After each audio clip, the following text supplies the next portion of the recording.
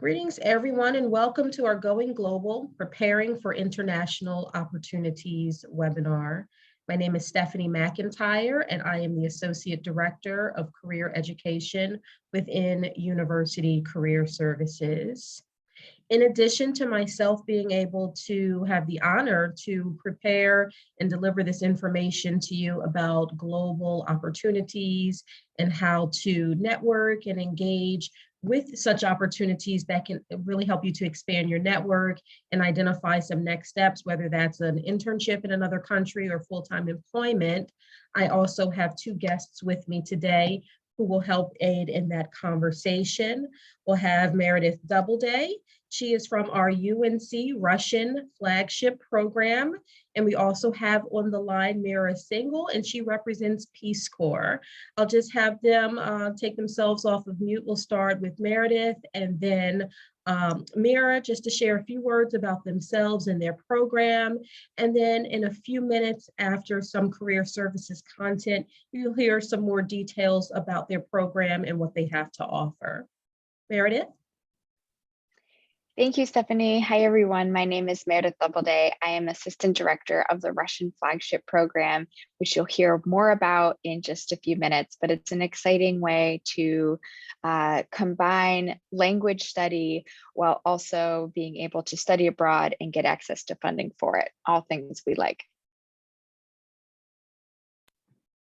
Hi everyone, my name is Mira Single. I'm the UNC Peace Corps recruiter. So I specifically work with UNC students to help you learn more about the Peace Corps, the application process, interviewing, looking over your resume, all that kind of stuff, which I'll get into further detail.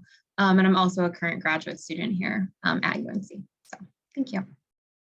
Great, thank you, Meredith and Mira. We're very honored to have you with us this morning.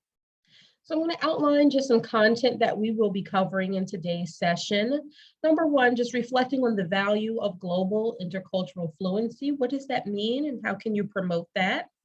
I'll outline some of the resources and the role of University Career Services and how we can support you moving forward. I will highlight some details of our Going Global resource, a platform online that all of you have access to that can aid in just your global and intercultural competency as you search for international opportunities, whether that's internships or full-time employment.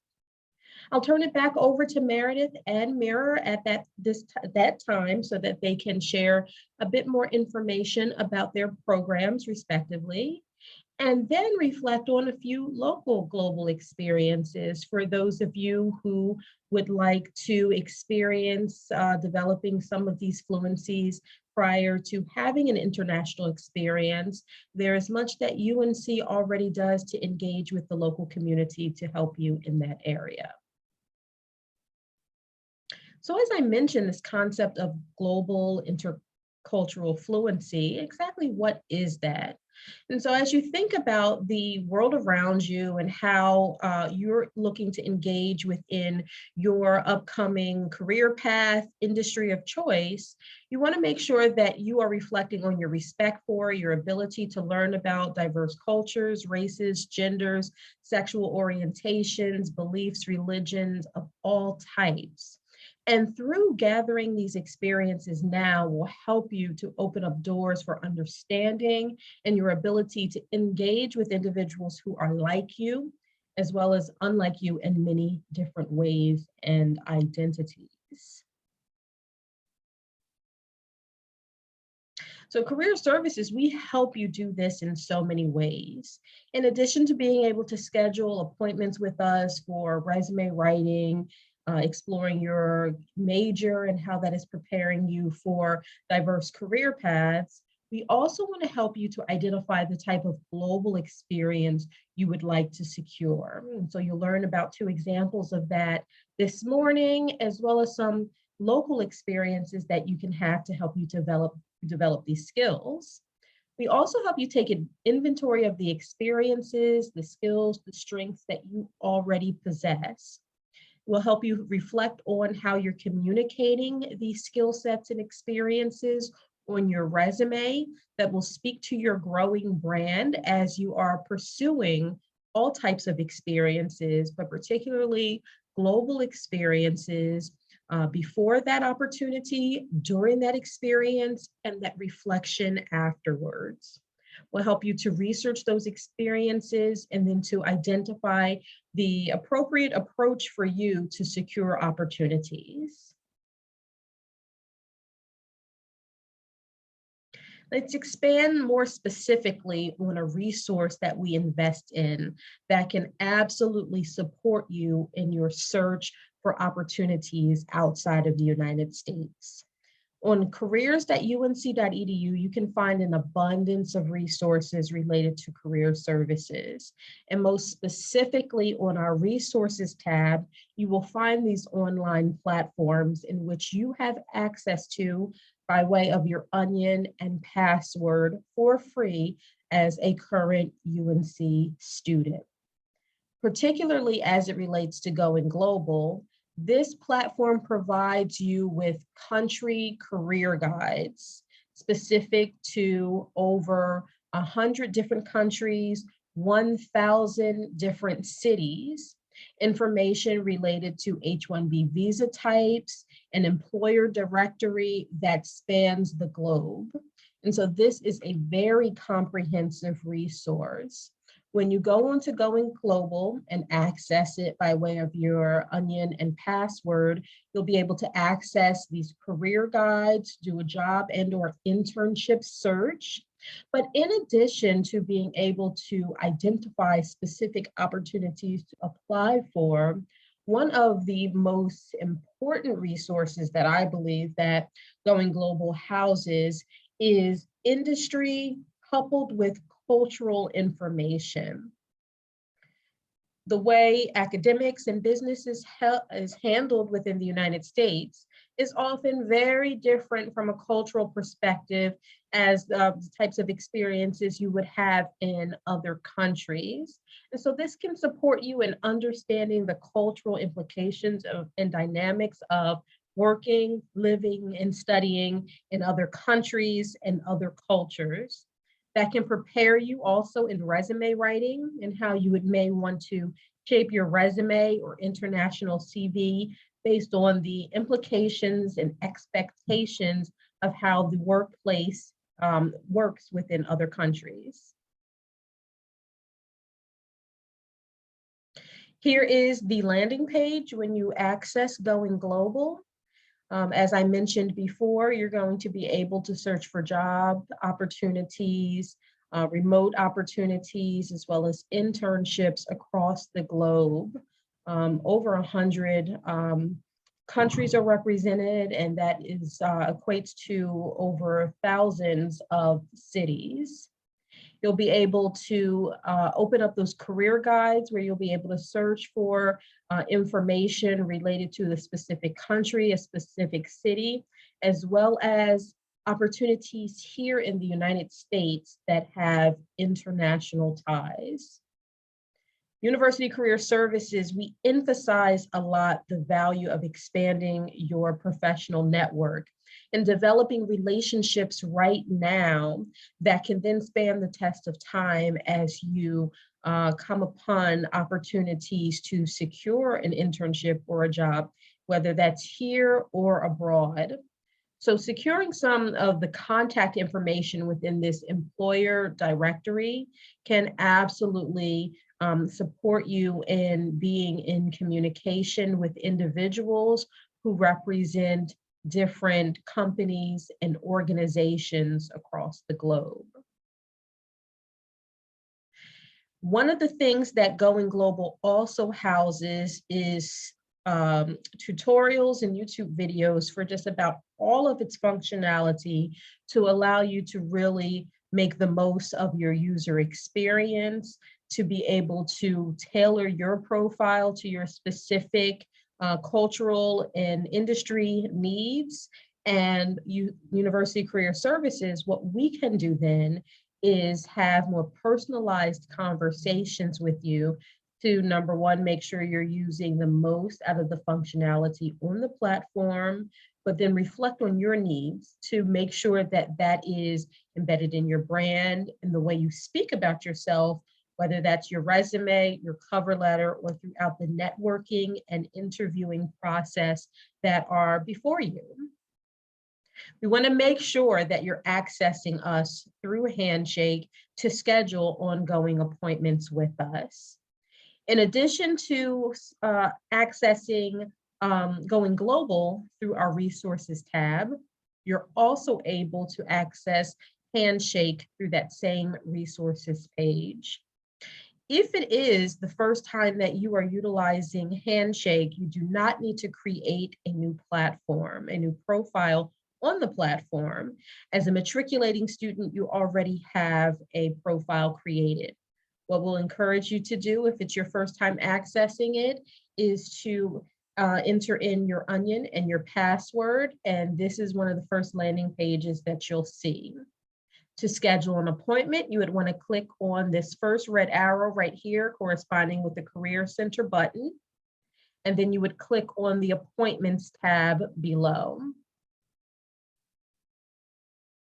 After clicking on that Appointments tab, it will take you to a landing page in which you would click on a blue button, right as is indicated here on the screen, to schedule an appointment. And you'll have an option to schedule an in-person appointment with University Career Services or a virtual appointment with University Career Services. Once you've selected the option that is for you, it will then outline all of the different appointment types. And depending on where you are in your journey, you can decide to schedule a resume review, a basic career coaching appointment, or much more. Either way, we want to make sure to tie in all of your interests and how they align with a global experience to prepare you for that next step.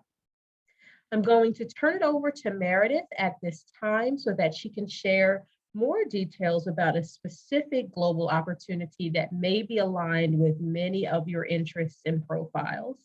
Meredith. Thank you so much, Stephanie. I'm really excited today to talk about this opportunity that is available to all of you as UNC Chapel Hill students. And what I'm going to do is share my screen. Let's see. Can you all see that? Yes. Wonderful. So the Russian Flagship program is the program that I'm here to talk to you all today about. As you can see in the bottom right-hand corner, the goals of this program directly align with everything that Stephanie's mentioning. It is all about creating global professionals. This is a federally funded program to help students at UNC study whatever it is they're interested in, pursue whatever their major is, while also having multiple study abroad opportunities and gaining a professional proficiency in Russian language, a language that's deemed critical to national security and economic development. And before I jump into what the program is and what it could mean for you, I want to highlight that this is a really big deal. Last year, UNC Chapel Hill became the 8th Russian flagship program in the country. The oldest is UCLA, which has been around for almost 20 years at this point. And this is the first language flagship in the state of North Carolina. So the fact that I'm even able to talk about this program today is something that's only available to students at a couple of institutions. Like I mentioned, the government determined two things. First, that US Americans are not very good at studying languages, especially critical ones like Russian, and also that these skills are very important for the 21st century workforce, like Stephanie mentioned. And therefore, there is federal funding for students to major again in business, be pre-med, be pre-law, biology, whatever it is, while also gaining a professional level of proficiency in the Russian language to help launch them into early career, into graduate school, whatever is next for you. This program will help you get there. And I want to emphasize that when I say professional, I truly mean it. So if you're a Russian major at any institution, you're going to leave with sort of an advanced low level. You're going to be able to get around as a good tourist in Moscow, show off to your parents that you can order at a restaurant, not get lost, maybe have some conversations with locals. With a professional level, you can utilize this in your workplace. So I'm going to talk today about what the requirements are and how you could potentially get involved. So the requirements of the program are actually quite simple, even though it requires some dedication. 4 years of Russian language study. So if you're a first-year student, you take one Russian course a semester. If you're coming to us a bit later, we have, as you can see here, in parentheses, or their intensive equivalents. We have some summer courses. We have ways to kind of help you jump ahead and catch up to where you might need to be, depending on your status at UNC. We also have some students who come in as heritage speakers or who studied Russian in high school, and they're able to kind of jump ahead and skip some of those requirements.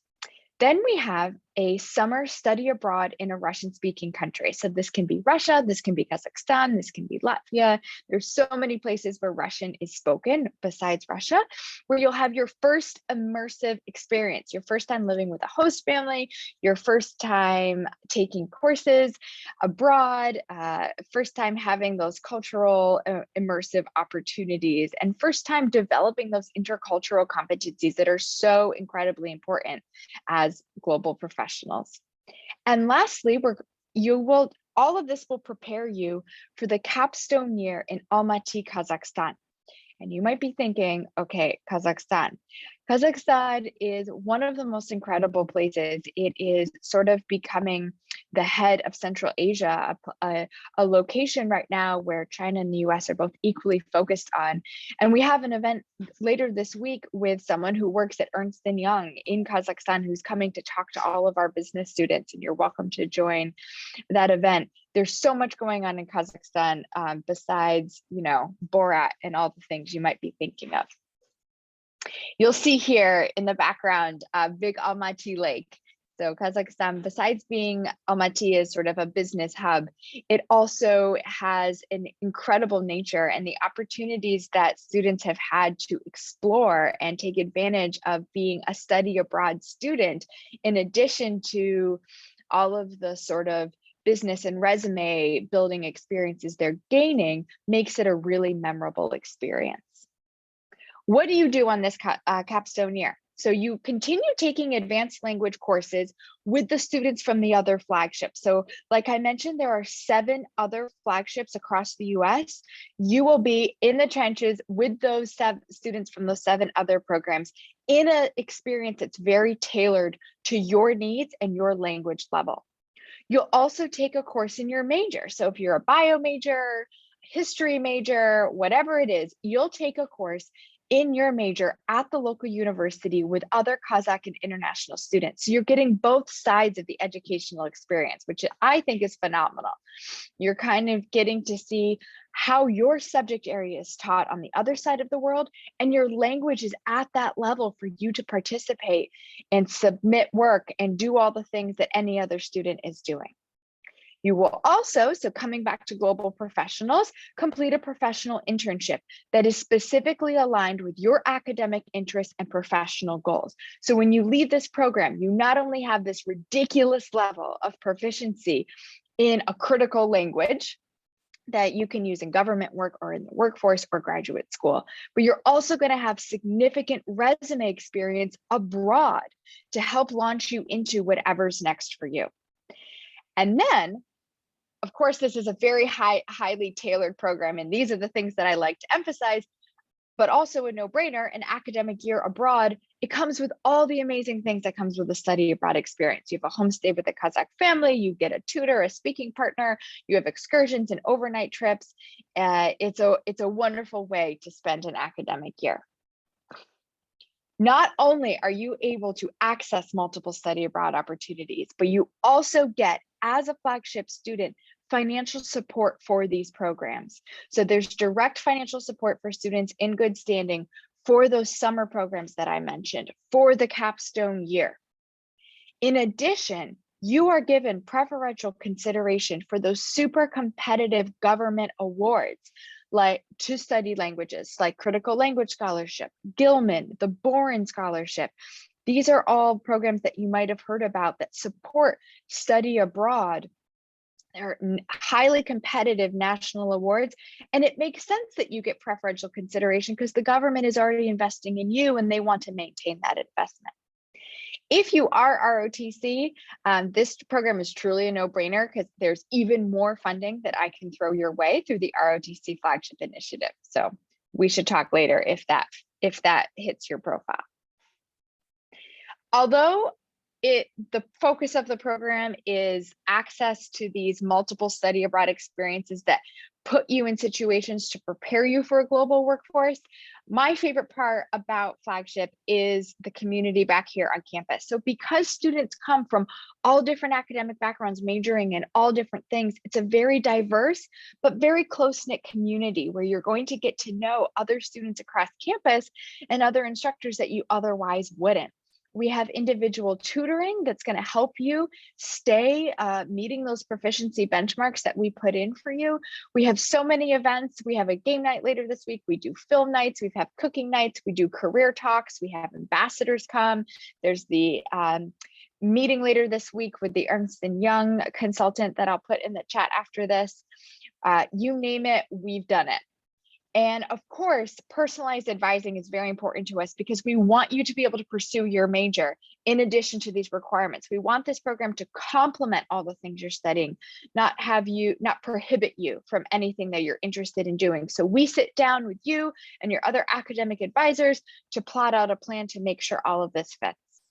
We also have professional development opportunities here on campus. We have funding for internship, conferences.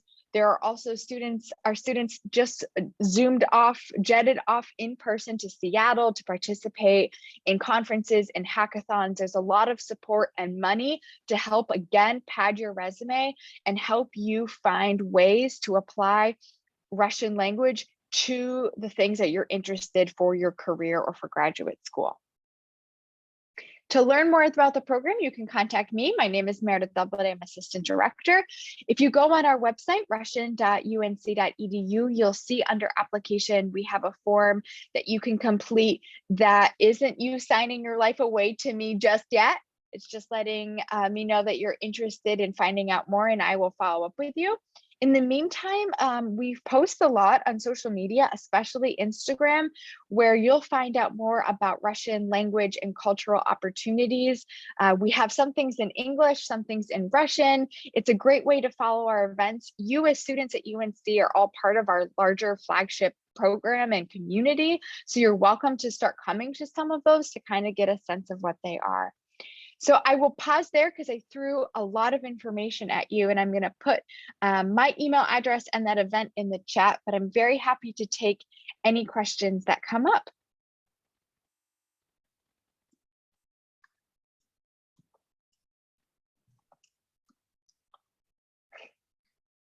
Thank you so much, Meredith.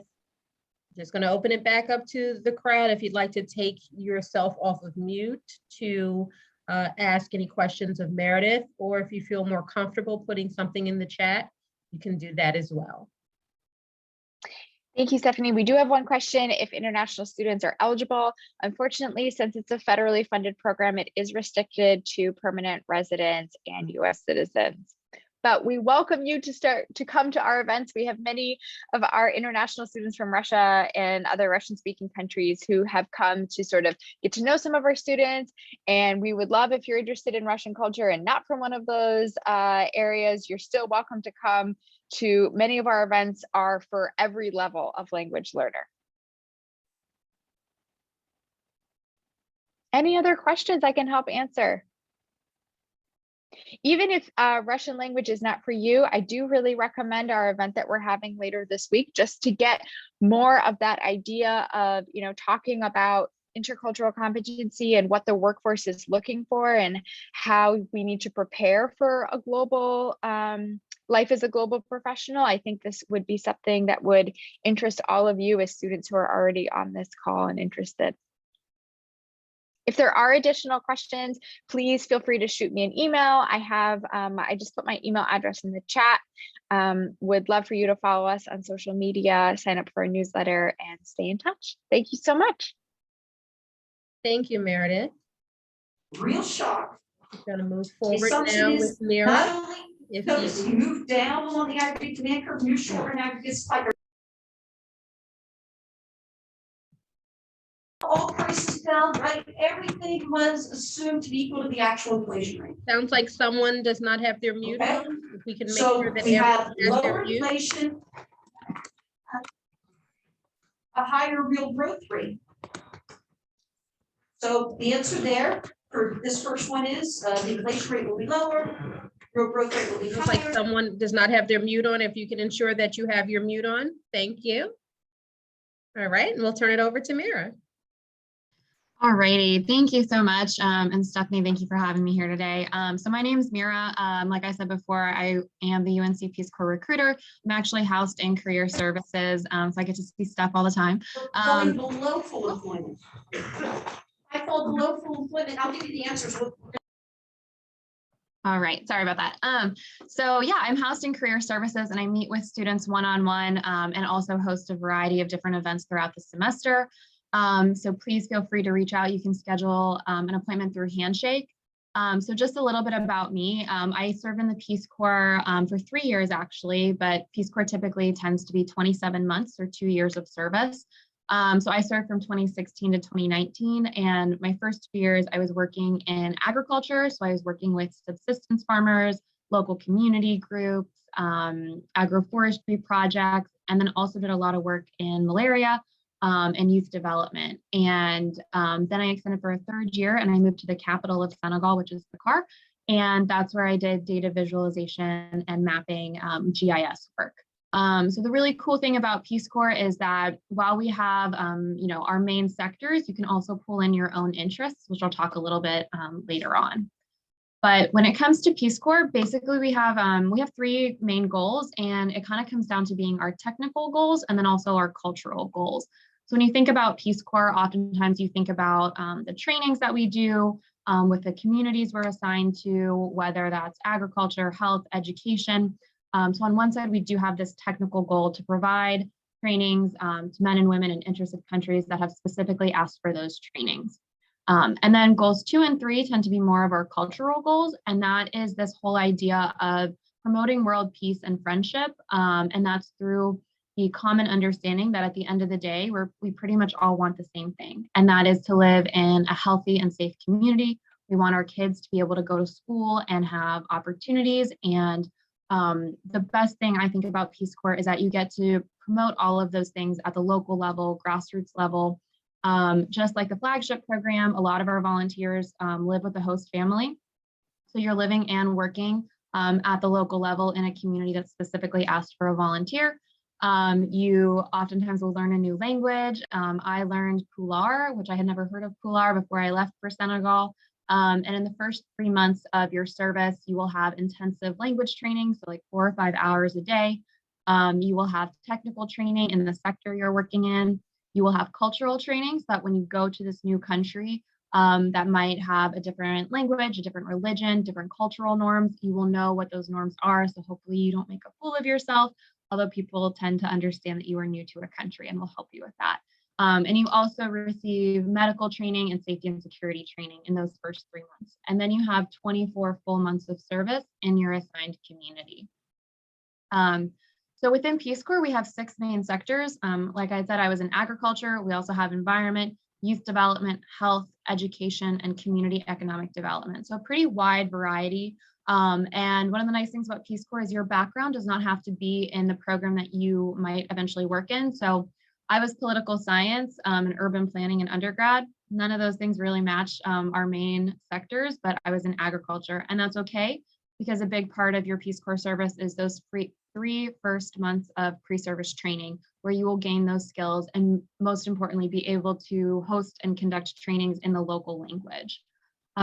Education tends to be our largest sector. Almost 50% of our volunteers work in some kind of education capacity. Oftentimes, if you're working in education, you can also receive your TEFL certification at the end of your 2 years.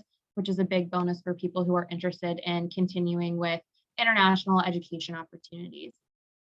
We also have what's called secondary projects. So like I mentioned before, I extended for a third year to work in mapping and GIS.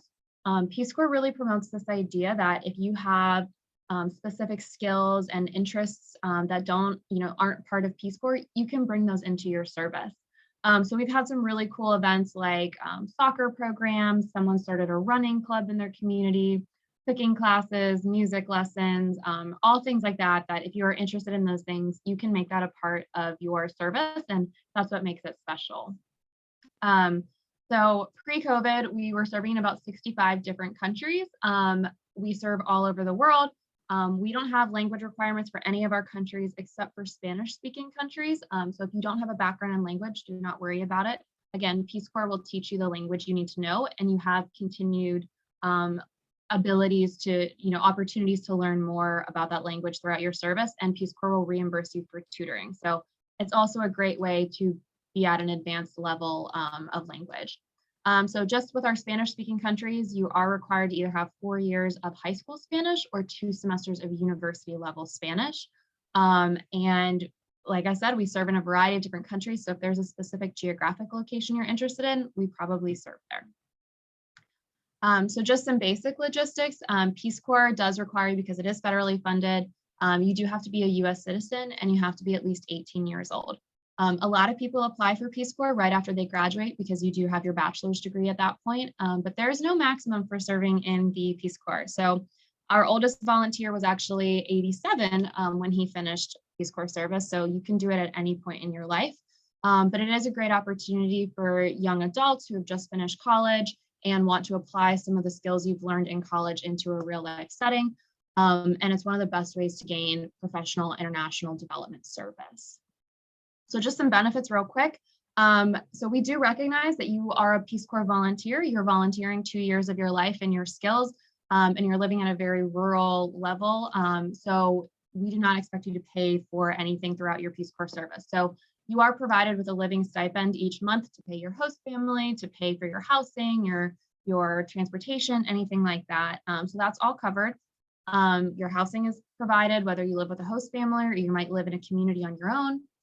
You have medical and dental, and then we also have student loan deferment. And Peace Corps really promotes vacation as well, because we want you to take a mental health day. So you get 2 days of vacation per month that you serve. You can go back to the United States, your family can come visit you here, you can travel around, but they do always, encourage you to take that time and kind of reset and then go back to your community. And of course, within Peace Corps, you gain a lot of hard and soft skills. So anything from grant writing to community engagement at the local level, to learning a new language, and just learning how to be adaptable and flexible and communicating with people who are different from you and from what you might have grown up with. So an incredible experience, and you learn a lot throughout those 2 years of service. When you finish Peace Corps service, obviously you are a Peace Corps volunteer, and we don't really pay you a salary, but at the end of your Peace Corps service, you do get what's called a resettlement allowance, and it's now been upped to $10,000. So when you finish, you get about $10,000 to kind of just start the next chapter in your life, and that kind of just makes it a little bit easier. And one of our biggest benefits is that we have formal fellowships with over 100 universities in the United States. So if you are interested in pursuing a master's degree, you can potentially get it fully funded. And we have partnerships with Duke University, Arizona State, all over, anything from a master's in accounting to international studies to urban planning. So I'd highly recommend checking out our website for that in case you are thinking about a master's degree. We also have a huge return Peace Corps volunteer community. So anywhere you go in the United States or abroad, you most likely will run into a Peace Corps volunteer, and they can help you get settled in a new town. We have a job portal that we're always sharing different jobs. And it's just nice to know that wherever you go, there will be someone who's also been through Peace Corps, and you can connect. Our Peace Corps volunteers also get 1 year of non-competitive eligibility. I had no idea what that was before I joined Peace Corps, but non-competitive eligibility is basically a federal hiring preference. And it's, again, at the federal level. So if you were interested in working for USAID, the EPA, anything like that, if they have federal hiring advantage, that you can basically be frontlined for an interview. Now, you're not guaranteed the job, but because it's an easier hiring practice for the agency, they tend to like to hire return Peace Corps volunteers because they know you have the skills they're really looking for, and it just makes it easier. And you can put your non-competitive eligibility on hold while you're in grad school. So for example, mine is on hold right now. When I graduate in May, I'll start to use my non-competitive eligibility to hopefully find a job. And also we have, of course, federal or public service loan forgiveness, and then they give you like a couple months of health insurance when you come back, just so it's not the first thing you're worried about. So like I mentioned before, the grad school benefits are huge. That's throughout your lifetime.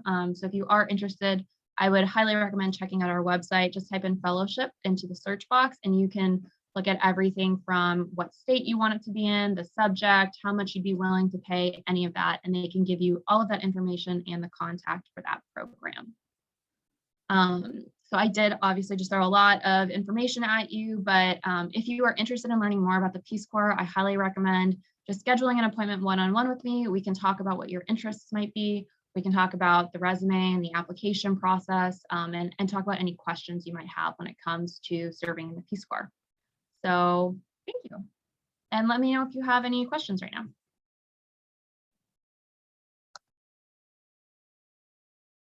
Mira, Peace Corps thinks of everything. That was amazing.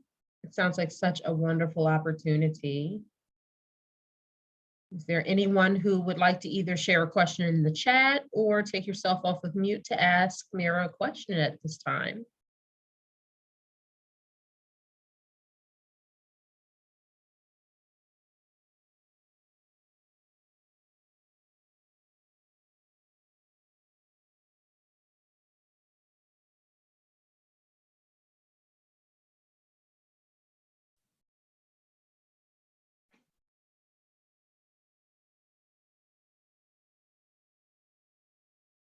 Okay. Let me check the chat. No other questions for Mira about Peace Corps? Thank you for putting your email address in the chat as well. If anyone does have any questions, please make sure that you follow up with Mira to learn more about this wonderful opportunity. I'd like to highlight before we conclude today just a few other outlets for opportunities that you could potentially take advantage of that are right here in our community. Right here on campus, Apple's Service Learning as well as Campus Y both have very strong social justice service learning angles that can support you in aligning with opportunity right here in the community to be of service to diverse populations, to advocate for issues that span more than just within our backyard, but right here in our backyard.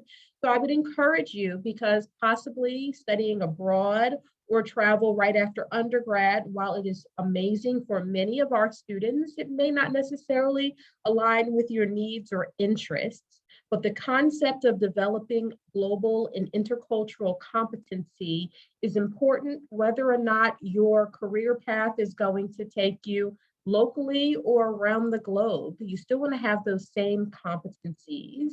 There's no work that is done in a vacuum anymore. So even if you aspire to a career path in organizations that are right here in Chapel Hill, that does not mean that those organizations do not have ties with international corporations or individuals who have backgrounds from all across the world. We want to make sure that you are equipped to develop the skill sets, the understanding, and the compassion that you need to be an advocate and a team player with whomever you're engaging with. In addition to Apples and Campus Y, please make sure that you are searching for opportunities, both local, regionally, nationally, and internationally through Handshake, our career management platform. As I mentioned before, you can access this with your onion and password to schedule an appointment with a career services representative. But this is also a platform in which you can search for internship and job opportunities. So in addition to things that are very local to this area, you're also able to find potential international internships and jobs. And if you're interested in nonprofit work that always has a philanthropic arm, a mission and passion that is broader than the bottom line. And so if that is something of interest to you, nonprofits right here in North Carolina is also another way for you to gain a local global experience. Are there any questions around University Career Services? Meredith from the Russian Flagship program had to leave, but if there are any other questions that you have broadly around any international program or how Career Services can support, we can open it up to that at this time.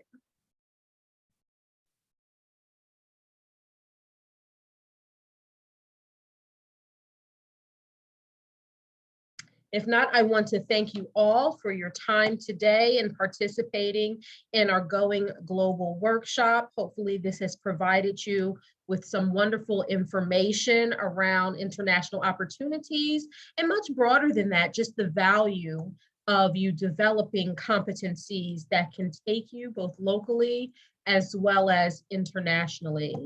We always value your feedback. So what I'm going to do is put in the chat a post-meeting workshop, a post-meeting survey for this workshop.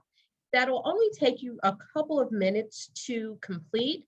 That always provides us with the information that we need to make sure that we're providing you with information that is of value and that is aligned with your next steps.